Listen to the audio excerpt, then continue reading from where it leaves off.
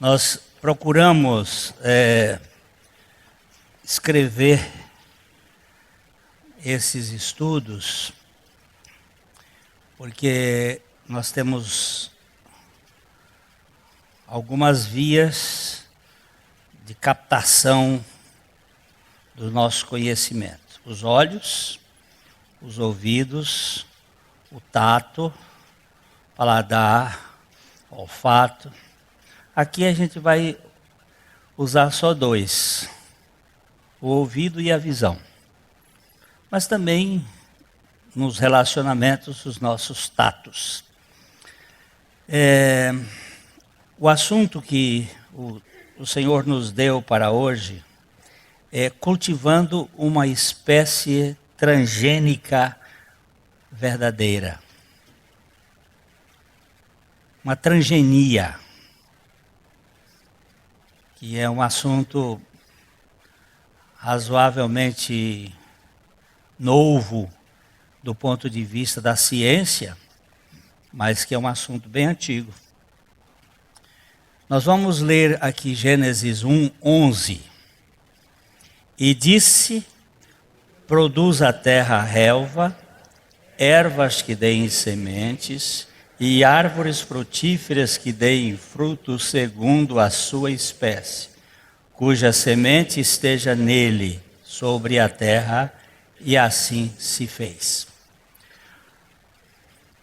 Pai, eu rogo ao Senhor que nos dês a visão e a revelação da pessoa de Jesus Cristo. Toda a Bíblia é um livro de Deus para os nossos corações. E tem figuras, tem metáforas, tem tipos, tem analogias, tem parábolas, tem significados. A primeira manifestação da vida, ou de vida, sobre a terra foi a vegetal. As plantas semeadas no solo pelo Criador são a base da cadeia biológica no planeta. Sem o pleno sinal verde no trânsito biológico, não há a menor possibilidade de subsistência do reino animal. Nós temos a vida vegetativa, a vida animal e a vida racional. A primeira vida no planeta, onde nós temos conhecimento, é a vida vegetativa. Alguns discutem sobre isto a respeito da da microbiologia, dos seres que estão na Terra, que não são visíveis e que são muito mais ricos em vida do que o que nós temos aqui para fora. Dentro do solo existe muita vida. Se você olhar um solo sem nenhuma plantinha, ali dentro tem muita microelementos que são responsáveis pelo macro,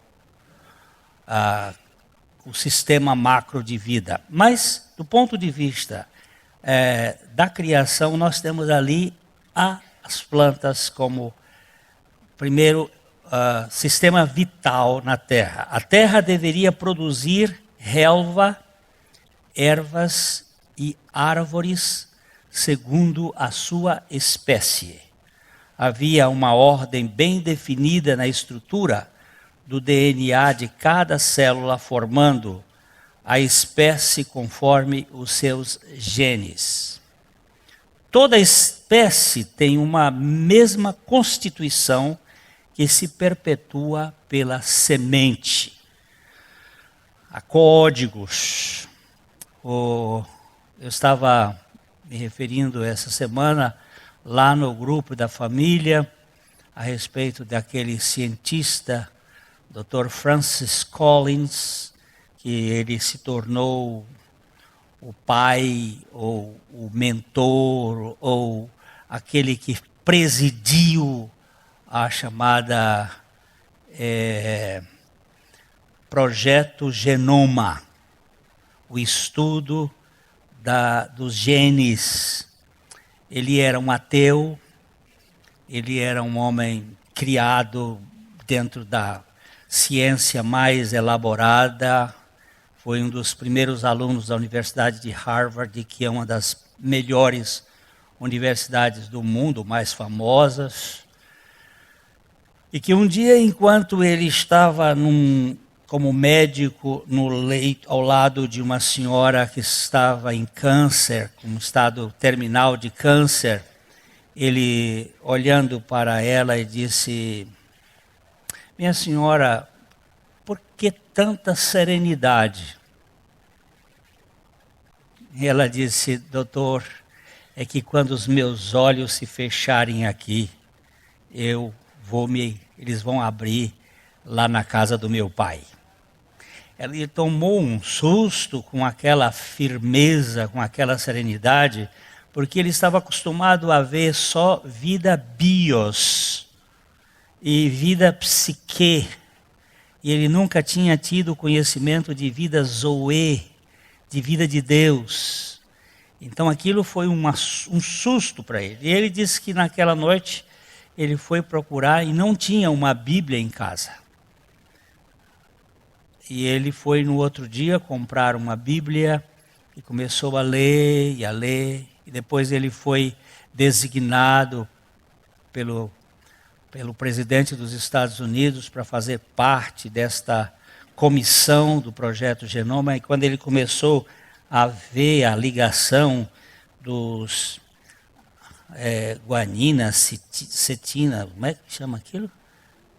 Os aminoácidos lá, e ele foi ficando assustado com a perfeição. Ninguém está no lugar errado. Ele diz: tem que ter uma mente inteligente por trás disso. Isso não é fruto de um acaso. E ele acabou escrevendo um livro depois da sua experiência, que está em inglês, ainda não está em português. Por que este cientista se tornou um cristão? E ele explica exatamente a inteligência e a lógica da criação. Nós temos muita ordem no universo que não pode ser fruto de um acaso. E Deus criou isto para nós de um modo absolutamente soberano, com toda a onipotência, com toda a onisciência, e fez com que isto tivesse uma ordem muito interessante.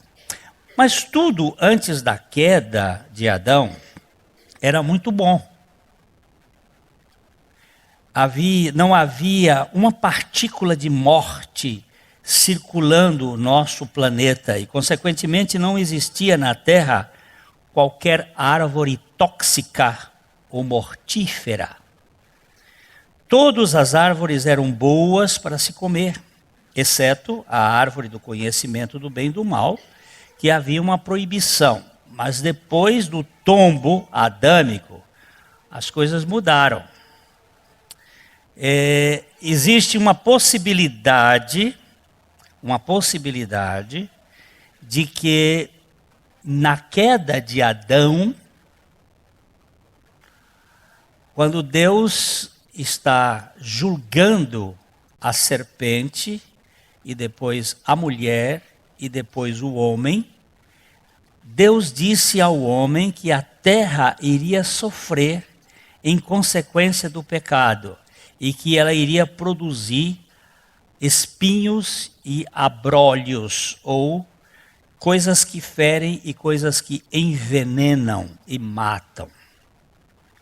Se não havia morte, tudo indica que naquele momento da queda foi instaurado um sistema dentro do cosmos que alguns cientistas chamam de lei da entropia, que é a segunda lei da termodinâmica, que mostra que há uma perda quantitativa de energia no sistema. E que esta lei da termodinâmica, essa lei da entropia, seria responsável pela alteração do processo vital, causando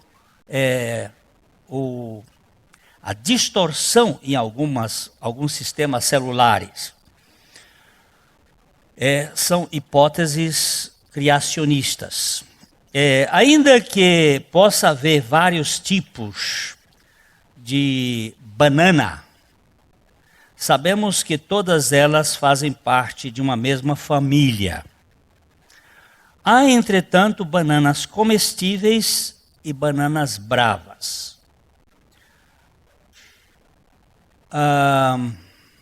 Porém, é o fruto que identifica se a árvore é benéfica ou nociva. E nós vamos pensar um pouco nesse assunto aqui. Nós vamos usar as metáforas bíblicas sobre árvore para falar sobre gente. Jesus usou muito essas figuras. Jesus usou o exemplo das plantas para ilustrar a questão da vida espiritual de cada um dos seres humanos. Nós vamos ler aqui em Lucas, capítulo 6, verso 43. Não há árvore boa que dê mau fruto, nem tampouco árvore má que dê bom fruto. Preste bem atenção aqui, Jesus dizendo, não há árvore boa produzindo fruto mau, nem árvore má produzindo fruto bom. Tá? Veja que o fruto apresentado por ele é consequência do tipo da árvore. Se a árvore for boa, o fruto será bom. Se a árvore for má, o fruto será mau. E não há transigência desta lei. O fruto demonstra a identidade da planta. Esse fruto é comestível? Não. Então, a gente já sabe que alguma coisa tóxica tem ali nele. Do ponto de vista essencial da bondade, Jesus faz uma afirmação muito radical em Marcos 10, 18. Ninguém é bom senão um que é Deus. Se não formos bons por natureza, então toda a bondade praticada por um ser humano é contingente, circunstancial e interesseira. A gente, desde pequenininho, aprende que nós não somos maus. Você é uma criança boazinha. Isso é pai fraco querendo sustentar a rebeldia do filho. E inventa que nós somos bons por natureza. Não, o ser humano não é bom por natureza.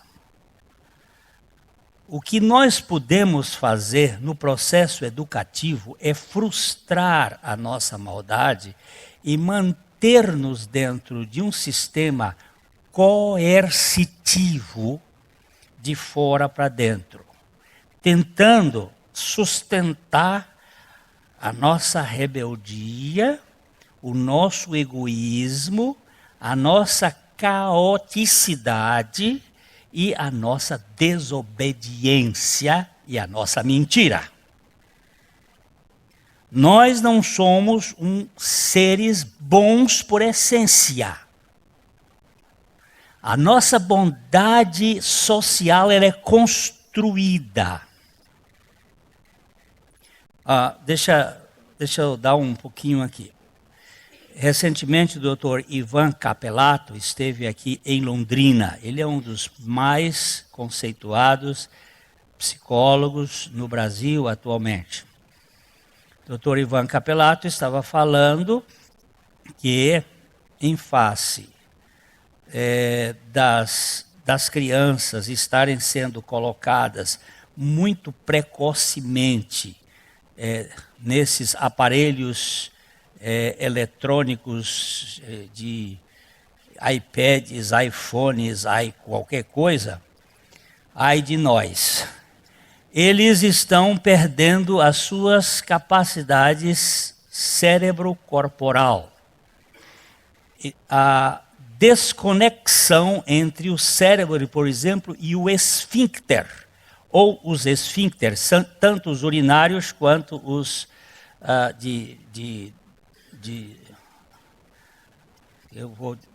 como é que eu vou usar uma palavra clássica para não ficar feio aqui? Os de defecação. Então, uma menina com 12 anos de idade está usando fraldão, porque desconectou o cérebro dos seus modos de controle. Isto em razão desta tendência de ficar grudado. Ela não... Pois bem.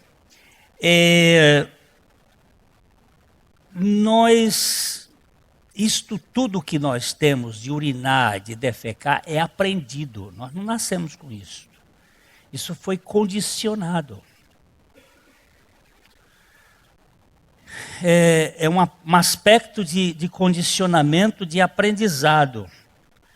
Nós também aprendemos a nos comportar, mas muitas vezes esse comportamento é apenas um cabresto. Nós estivemos com uma família essa semana sofrendo, e você sabe, quando agride os nossos filhos, a gente tem vontade de... E eu dizia para eles, a minha vontade é de pegar esse cara que fez isso e ir lá e...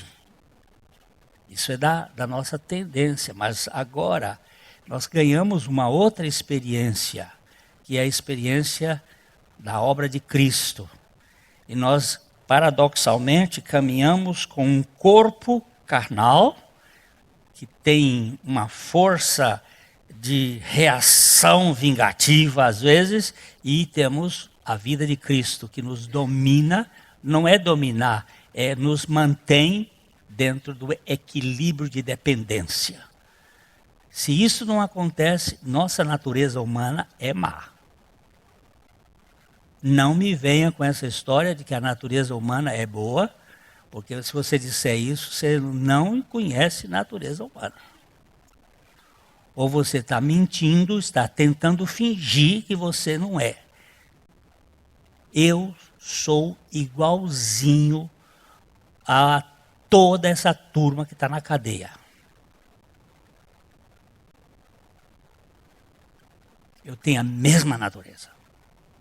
Agora, por educação, por religião, por frustração, eu não faço determinadas coisas. Às vezes até por medo.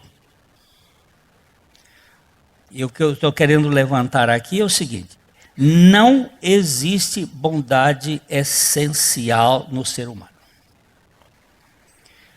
Creio que foi com este pano de fundo da espécie que Jesus tratou do assunto. Em Mateus 12, 33. Ou fazei a árvore boa e o seu fruto bom, ou a árvore má e o seu fruto mau, porque pelo fruto se conhece a árvore. Preste atenção que ele diz assim, ou fazei. É possível mudar uma árvore? Antigamente não era. A partir da transgenia é. Mas Deus faz transgenia antes que os cientistas tivessem feito.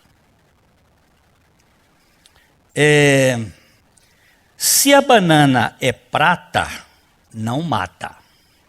É boa. O fruto é bom, é quem define se a árvore é boa ou má. Não são as folhas, nem o caule, mas os frutos. Contudo, não confunda fruto com obras.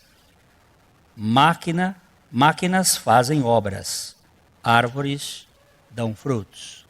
Deixa eu ir bem devagarzinho, para a gente não complicar a coisa. As obras são da carne. Agora eu saio da árvore e vou para a natureza humana. As obras são da carne. O fruto é do Espírito.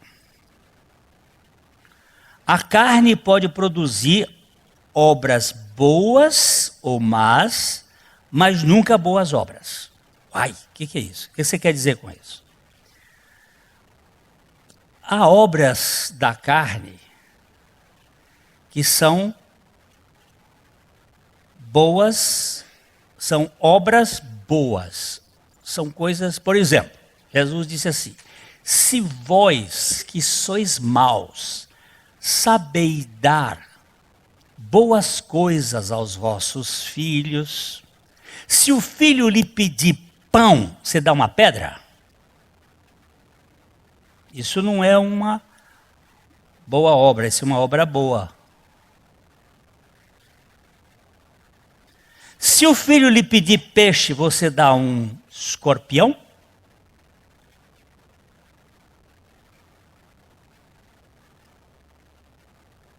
Agora, boas obras têm outra característica. Boas obras não são feitas por Adão, não são feitas pela natureza de Adão. Estas foram criadas por Deus para que nós andássemos nelas. Obras boas ou más são feitas pelo homem natural, mas as boas obras pela vida de Cristo em nós. Com a vida de Adão, nós somos como máquinas que fazem obras. Com a vida de Cristo em nós, nós somos como uma árvore que dá bons frutos. Uma árvore boa que dá bons frutos. Mas é a vida de Cristo que vai fazer essa mudança. O trator é uma máquina e com ele realizam-se obras. A árvore é um ser vivo que dá frutos de acordo com a vida da sua espécie. Para que uma árvore má possa produzir fruto bom, seria necessário fazer uma mudança transgênica radical em seus genes. Se retirar dela o gene tóxico e introduzir genes benignos, então teremos a conversão da árvore e uma transformação genética capaz deste milagre de frutificação da boa numa árvore má. Ela frutificação boa numa árvore má por uma mudança de gene. Você pega, hoje eles têm feito isto em uvas. Pega uma uva com uma resistência, uma uva brava, uma resistência muito forte com relação à terra, e troca os genes e põe um gene de uma Malbec. E a uva começa a produzir Malbec, tirando aquele gene ruim e colocando um gene bom. Isso a ciência está fazendo. Agora, Deus está impedido de fazer isso em nós? Será que Deus não pode fazer o que o homem já está conseguindo? Essa é uma questão que nós precisamos verificar. Jesus não era botânico, embora fosse mestre do ensino e usasse muitas ilustrações ou parábolas adequadas no seu tempo, como exímio catedrático da questão da espécie. Veja bem em Lucas 6:44. Portanto, cada árvore é conhecida pelo seu próprio fruto, porque não se colhem figos de espinheiros, nem dos abrolhos se vindimam uvas. Do espinheiro não se espera doce de figo,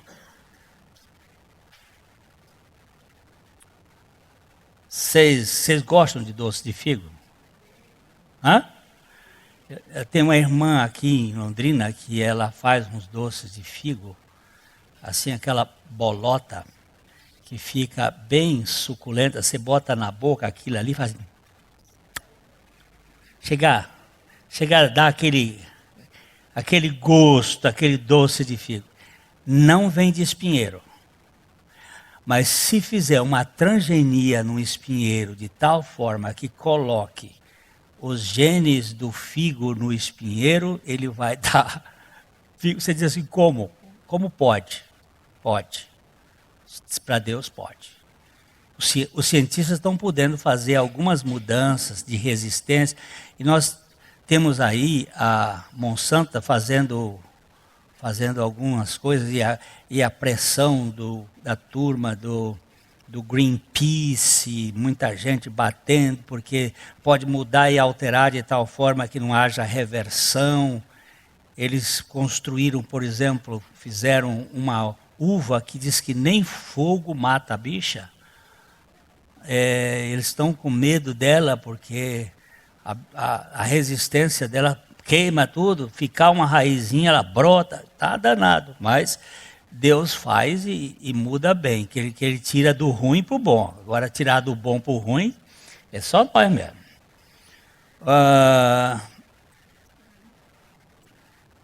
Dos abrolhos, nenhum vinho selecionado. Se estou espetando ou espinhando com sutileza o meu próximo, com certeza que eu não sou dos fidalgos que descendem da espécie de cima. Sou talvez apenas uma rasteira e tóxica strictus nos vomica, capaz de matar em convulsões asfixiantes um adulto em poucas horas. E nesse caso, seu fruto é de um verde alaranjado lindo, mas o seu veneno é fatal. Deixa eu falar aqui isso aqui, que aqui é uma figura. Às vezes eu falo até umas palavras bonitas, mas são palavras para aprisionar, para sufocar, para manter as pessoas com certos compromissos comigo. Eu não estou trazendo libertação, mas aprisionamento. A nossa palavra, ela é muito mais poderosa do que nós podemos imaginar. A Bíblia diz que o poder da vida e da morte está nas palavras. Com uma palavra eu posso matar uma vida, e com uma palavra eu posso dar vida a uma pessoa. Eu sempre conto essa mesma experiência porque ela foi muito interessante. Eu fui visitar uma senhora doente no hospital evangélico com uma doença relativamente grave, e antes de chegar lá tinha vindo umas amigas. E as amigas começaram a conversar com aquela senhora e contando para ela de quantas pessoas tinham morrido daquela doença.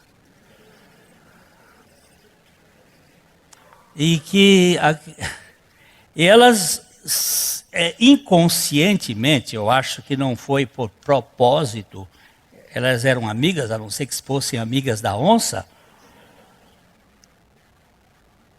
elas iam contando para ela que fulana de tal foi acometida dessa doença e não demorou muito tempo. E aí outra e outra. E elas saíram e a mulher ficou com aquela cultura que tinha permeado o quarto.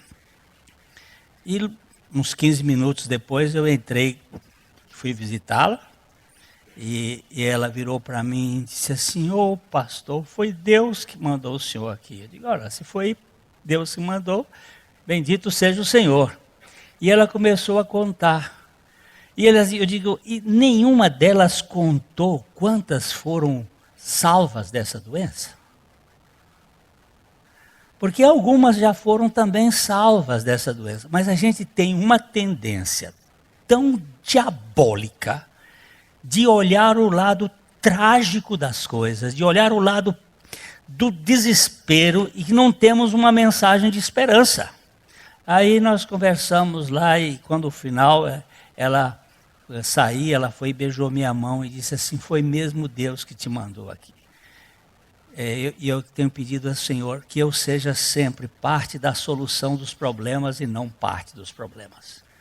Me dá palavras de edificação, que nós tenhamos ouvidos de erudito, para podermos ouvir como os eruditos e falar palavras como os eruditos, que possam trazer cura para as pessoas. Mas eu posso ser instrumento de Deus ou instrumento do diabo, com a minha palavra. Eu posso trazer saúde ou doença com a minha palavra.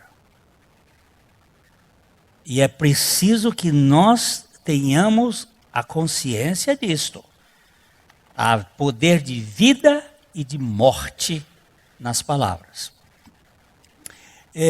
Desde pequeno, eu já até citei isto aqui, um domingo desse aqui, desde pequeno que eu ouvi, cuidado com fruto que passarinho não bica. A carambola é um desses. Lindo, gostoso, mas passarinho não come. Tem uma toxina que ataca os rins. No mundo dos relacionamentos, há muita gente em que os frutos dos lábios são até belos aos ouvidos, mas inflamam as entranhas com o veneno da alma. São palavras que acabam adoecendo. Eu vou contar um exemplo meu. Eu sou um filho que lá no Nordeste chama-se ponta de rama. O que é ponta de rama? É um filho que vem no final da postura. Não era para vir mais. Meu irmão mais velho do que eu tem 6 anos mais. Minha mãe já tinha 6 filhos, já tinha perdido 2. Ela não queria mais, com 43 anos de vida, ela não queria mais um filho, e eu apareci. E minha mãe chorou muito quando ela ficou grávida, porque ela não queria. Mas quando eu nasci, ela tentou compensar. Isto é um sentimento muito natural. E ela preparou, por exemplo, eu tive um travesseiro de pétalas de rosas. Coisa que eu acho que vocês nunca tiveram. Era uma coisa muito... Ela cuidou, e eu fui criado muito na barra da saia. E ela me mantinha ali perto. E os meus irmãos diziam assim, este menino não vai dar para nada. Esse menino... E eu era muito traquinas, era um terrível. E ela, esse menino não vai dar para nada, não vai prestar. Ele vai ser um instrumento de borracha de soldado. Mamãe, a senhora está criando esse menino errado. Você sabe que essas palavras até hoje elas funcionam dentro de mim? Eu tenho que, muitas vezes eu não paro de trabalhar, porque eu tenho que provar para eles que eu não sou aquilo. Isso é terrível, é uma prisão perpétua. Já coloquei isso diante do Senhor. Já os perdoei, mas o troço volta. É uma coisa terrível. São palavras que às vezes você usa com uma pessoa, dentro da família, você despreza, usa termos chulas, termos pesados. Eu tenho visto aqui alguns irmãos que trazem cicatrizes profundas lá do meio familiar, de ofensas, de desprezo, de rejeição.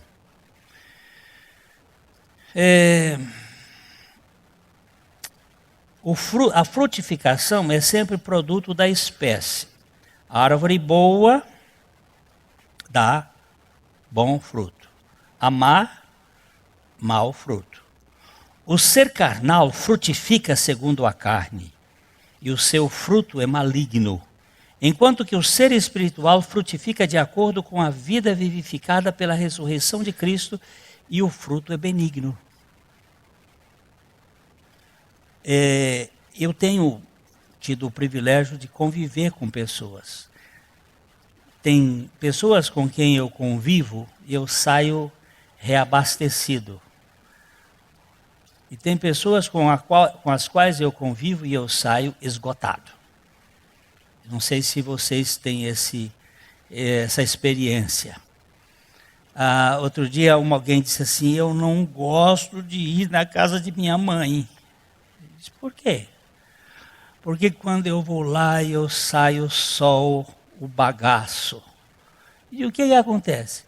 Minha mãe, ela é pessimista, minha mãe é crítica, minha mãe e aí eu fico escutando, eu saio de lá como uma laranja chupada.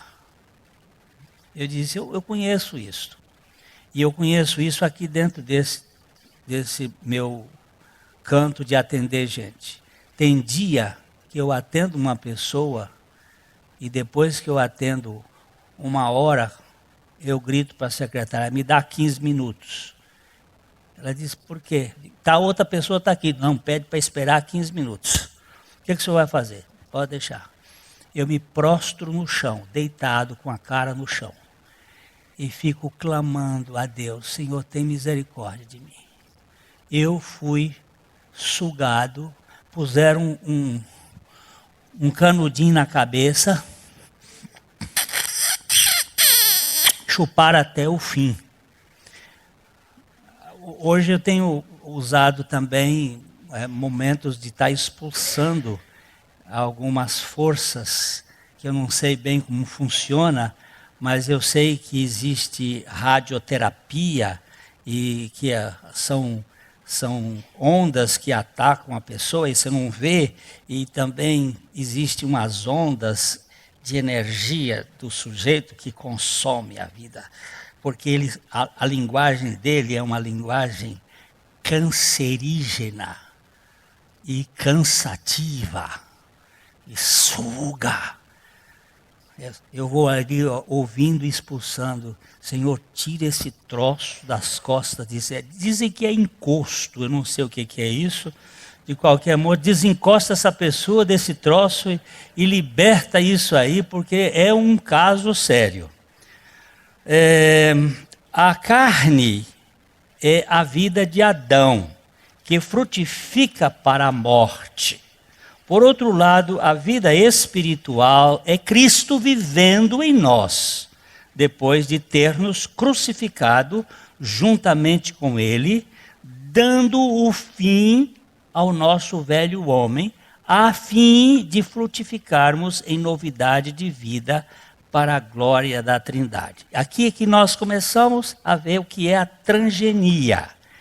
Jesus foi bem categórico neste assunto, que está em Mateus 15:3. Toda a planta que meu Pai Celestial não plantou será arrancada. Será arrancada. Qual foi a planta que meu Pai Celestial não plantou? Não sei se há outra planta, além da natureza do pecado, que Deus não tenha plantado. Não posso ver outra, e essa deve ser substituída, deve ser tirada. Jesus ainda foi incisivo quanto à produtividade de cada planta segundo a sua espécie. Vamos ver Mateus 7,18? Não pode a árvore boa produzir frutos maus, nem a árvore má produzir frutos bons. Aqui ele está usando o verbo poder. Não pode. Não pode. Veja que esse não pode é de alguém que não pode blefar. É impossível ter um fragmento de inverdade nessa declaração. Jesus, sendo Deus, não pode mentir.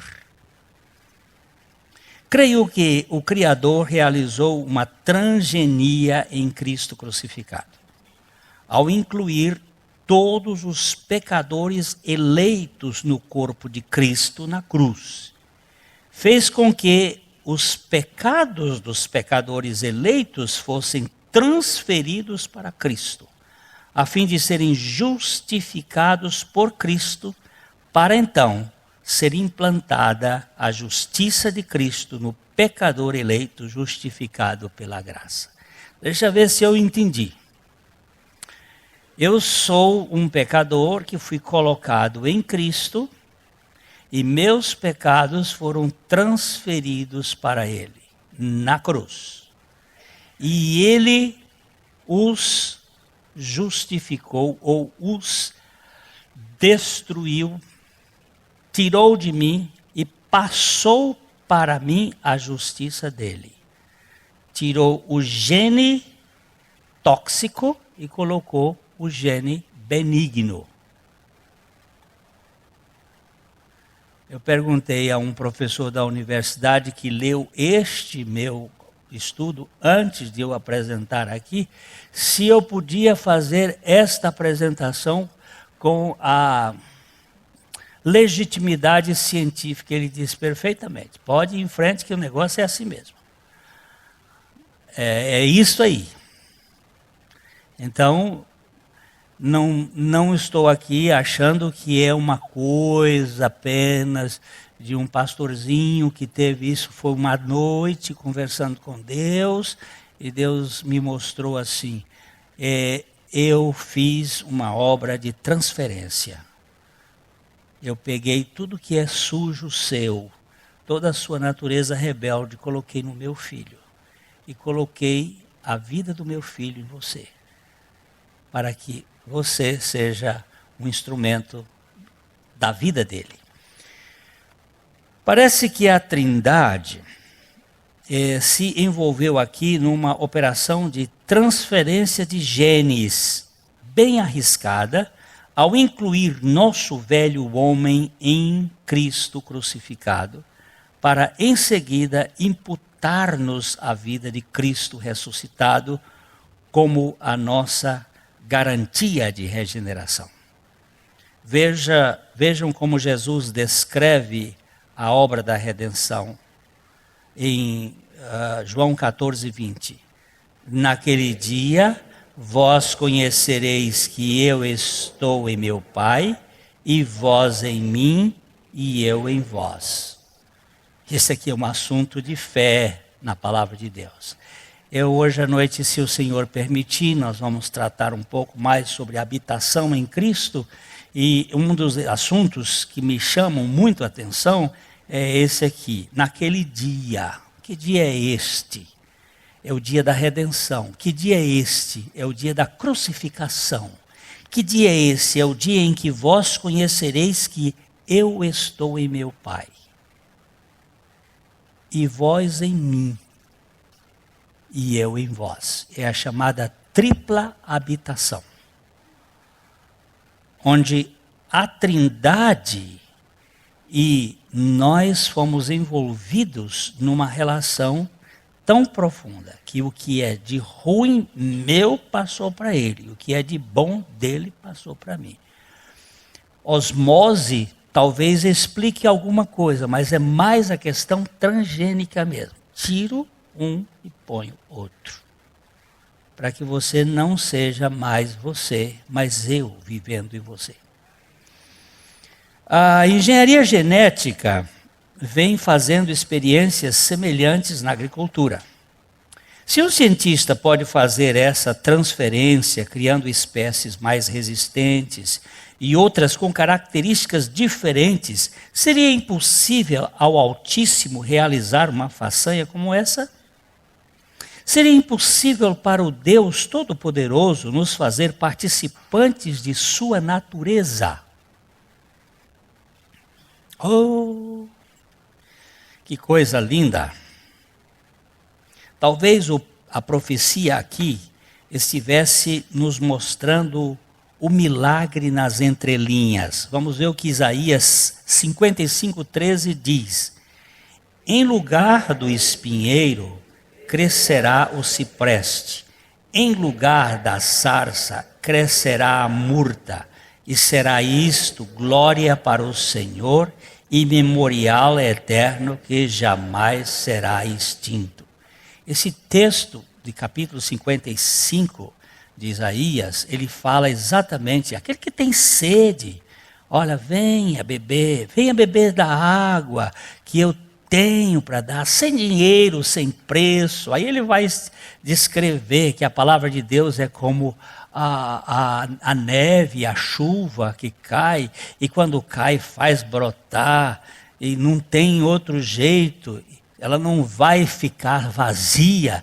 E aí ele usa essa expressão, mostrando que em lugar, talvez substituindo o espinheiro, vem o cipreste. E substituindo a sarça, crescerá a murta, que são remédios para sarar as dores da alma. Aquilo que feria, agora é substituído por aquilo que cura, que muda as nossas entranhas. A única maneira desse milagre se efetuar foi a encarnação de Deus e a transferência dos pecados dos escolhidos do Pai para o seu Filho amado, Cristo Jesus. E aí Paulo diz, a fim de que o preceito da lei se cumprisse em nós, que não andamos segundo a carne, mas segundo o Espírito. Já que Jesus recebeu tudo o que há de meu pecado, e ele assume o meu pecado, e transfere a mim a sua justiça, o preceito da lei se cumpre. E eu agora não preciso mais cumprir a lei, porque a própria lei vem viver em mim. É um novo pacto. Ele diz, eu não farei mais aquele pacto velho em que a lei estava do lado de fora numa tábua de pedra, mas agora é um pacto novo em que eu virei para o seu coração e serei a sua lei. Ô, gente, se você não está entendendo isso, nem eu, nós estamos fora do cristianismo. Nós estamos totalmente fora do cristianismo. Eu não mato, não é porque a lei diz não matarás. Eu não mato, é porque a lei do Espírito da vida em Cristo Jesus me livrou da lei do pecado e da morte. Calma aí tem outra coisa, é um outro princípio. É um outro princípio. A única maneira deste milagre se efetuar foi a encarnação, já lê, no parágrafo seguinte diz assim, no mais, no pomar de Deus não há lugar para uma planta que não dá bons frutos. Jesus foi também enfático, em Mateus 7,19. Toda árvore que não produz bom fruto é cortada e lançada no fogo. Oi? Entendeu? Entendeu? A árvore que não dá bom fruto é cortada e lançada no fogo. Entendeu ou não? Tá. Anteontem para esse casal, para a família dele, se o inferno não existisse, era necessário criar. Era preciso criar um inferno.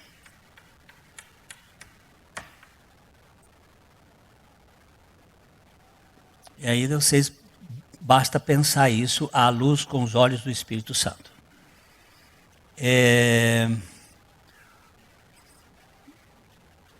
O que podemos nós retrucar? Ele diz que a árvore má não pode dar bom fruto e a árvore que não produz bom fruto é cortada e incinerada. E agora? O trigo e o joio podem conviver no mesmo campo, embora no final o trigo será recolhido no celeiro, enquanto o joio será amarrado em feixes e ateado fogo. A igreja, esta igreja aqui dentro desse auditório, tem trigo e tem joio. Porque Jesus disse que o inimigo iria plantar o joio no meio do trigal. Tá? Eu não sei quem é trigo e não sei quem é joio. Eu sei que eu sou trigo. Isso me intriga muito, mas eu sei. Como é que você sabe que você é trigo? Porque o Espírito de Deus testifica com o meu espírito de que eu sou filho de Deus. Mas eu não tenho que julgar o outro. E não tenho que meter o bedelho na vida de ninguém. Esse assunto é de Deus e dos seus santos anjos. Mas ele disse que no dia do juízo, ele vai recolher o trigo e colocar no celeiro. E vai ajuntar o joio em feixes e tocar fogo. As figuras bíblicas são para a gente ter possibilidade de pensar. Eu sei que, como disse Olavo de Carvalho, 70% do povo brasileiro, quando lê um texto, não sabe interpretar. Nós estamos com aquilo que se chama de analfabetismo funcional.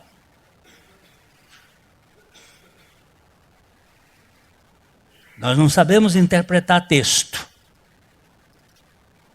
Até pode saber ler, mas não sabe entender. Mas isso não é coisa tão agora, não. É coisa de antigamente. Já vocês se lembram que o eunuco vinha lendo o profeta Isaías e aí Filipe encosta no carro dele e pergunta: entendes tu o que lês? E ele disse: como entendo se não há alguém que me explique?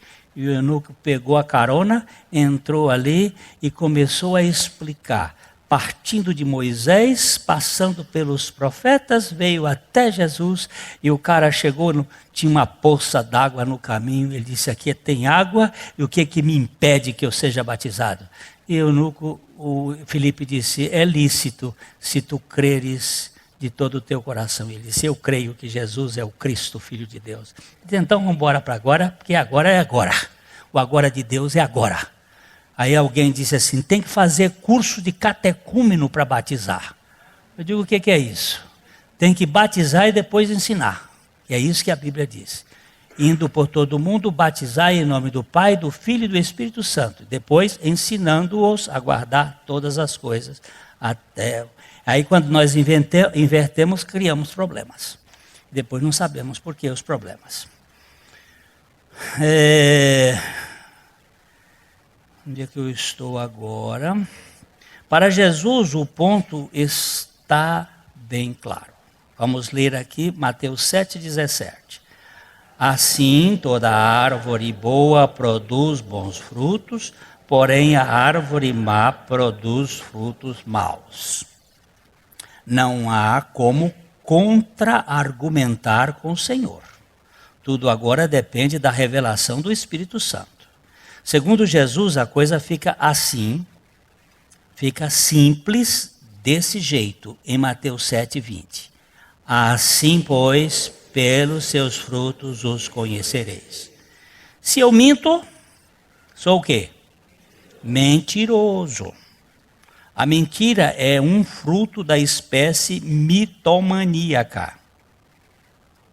Se sou mentiroso, sou filho de quem? Filho do diabo, o pai da mentira. Pá.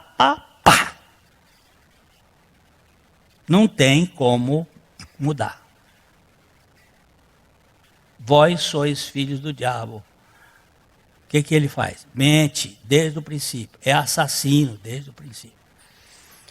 Eu estava conversando com um pastor ancião no Rio de Janeiro, meu amigo, e sobre um outro que tinha morrido. E eu disse: pastor, aquela pessoa assim, o senhor conviveu tanto com ele, como é que o senhor vê? Ele olhou para mim e disse: mitomaníaco. Eu digo, ah, então é filho do diabo? Ele disse, é.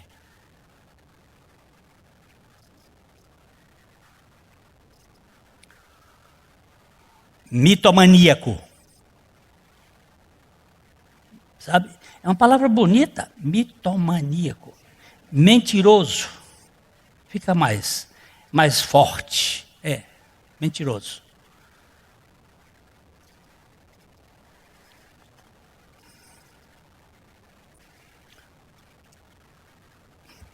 Eu tive uma lição. Vocês aguentem, Felipe. Léo era pequeno. Meu filho. Tinha 2, 3 anos. Viram para ele querendo sair conosco. Nós íamos jantar fora. Minha esposa e eu temos um dia na semana que a gente procura sempre ir comer alguma coisa fora, ficar junto. Às vezes com amigos, às vezes só nós dois. Vamos lá. Aí nós íamos saindo e ele, eu quero ir. Não, que vou ter uma reunião. Você não vai. Eu quero. Não vai. Vai ficar. Bom, terminou. Eu saí, desci ali a rua Sergipe, cheguei no meio do quarteirão, lá vem uma voz dizendo, você mentiu para o seu filho. Não estava tão errado, ia ter uma reunião, mas era com a mãe dele. Mas estava mentindo. Aí eu voltei, subi, parei o carro, cheguei, voltei, ele já tinha, a moça já tinha consolado ele lá, a Cris, que morava com a gente, e aí já, tá. Aí eu disse, papai, você voltou? Voltei, mas eu vim dizer para você o seguinte, não é bem uma reunião, papai vai sair e vai jantar com a mamãe. Ah, mas eu quero ir, mas você não vai. Tá? E os anos se passaram.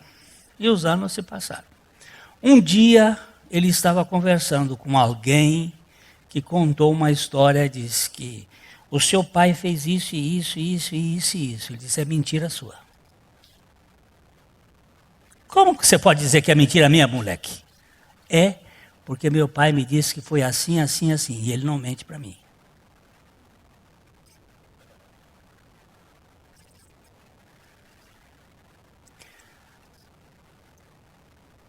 Eu minto. Eu sou mentiroso por natureza. Eu sempre fui um mentiroso. Mas Jesus veio para tirar a mentira de mim.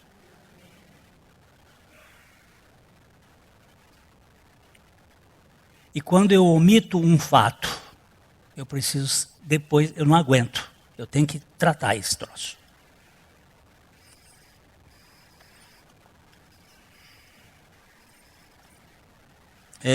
Onde é que está o danado do mitomaníaco? Está aqui.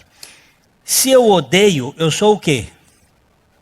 Não é se eu mato, não. Eu olho pro Luiz aqui e digo assim, meu santo não vai com o dele, e eu não gosto do Luiz, e eu não quero conversa com o Luiz, e acabou, e eu sou assassino.